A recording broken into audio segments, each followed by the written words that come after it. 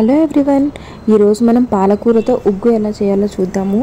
మనం ఫస్ట్ అయితే పాలకూర చిన్నగా కట్ చేసుకుని పెట్టుకుందాం. ఇలాగా పాలకూర వల్ల మనకు తెలియని చాలా ఉపయోగాలు ఉన్నాయి. ఇది కంటికి, జీర్ణాశయానికి, రక్తపోటుకి చాలా మంచిదన్నమాట. మనం పాలకూర ఉగ్గు ఎలా చేయాలో చూద్దాము.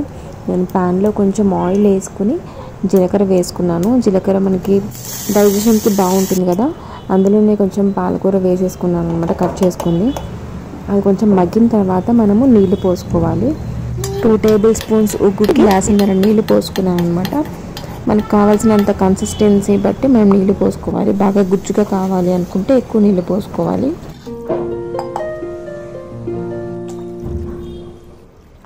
ఇది నేను కొలత వచ్చేసి 11 నెలల పిల్లోడికి చెప్తున్నాను.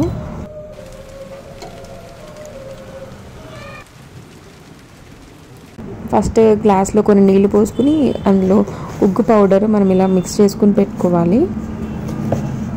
11 months బేబీకి 2 to 3 టేబుల్ స్పూన్స్ ఆఫ్ ఉగ్గు సరిపోతుంది అనమాట, ఉగ్గు పౌడర్. పొయ్యి మీద పెట్టిన నీళ్ళు మరిగిపోయినాయి కదా, ఇప్పుడు ఉగ్గు కలిపిన నీళ్ళు ఉన్నాయి కదా, ఆ ఉగ్గు మొత్తం కూడా ఈ వేడి నీళ్ళలో పోసేసుకుందాము. ఇది ఉడకనివ్వాలి. ఒక 10 నుంచి 15 నిమిషాలు పడుతుంది టైము. ఇందులో చిన్న మిరపకాయ కూడా వేసుకున్నాను టేస్ట్ కోసం, ఎందుకంటే కొంచెం కారం అలవాటు అవుతుంది కదా, ఫ్లేవర్ కొంచెం వచ్చిన తర్వాత తీసేయచ్చు. ఉడికిన తర్వాత మనకి ఫైనల్ అవుట్పుట్ వచ్చేసి ఇలా ఉంటుంది. పిల్లలు చాలా ఇష్టంగా తింటారు. పాలకూర ఫ్లేవర్ కూడా వస్తుంది ఇందులో. లైట్గా ఉప్పు వేసుకుని నెయ్యి వేసుకుని పెడితే సూపర్గా ఉంటుంది. సో ఈ వీడియో కనుక నచ్చినట్లయితే మీరు లైక్, షేర్ అండ్ సబ్స్క్రైబ్ చేయండి. Thank you.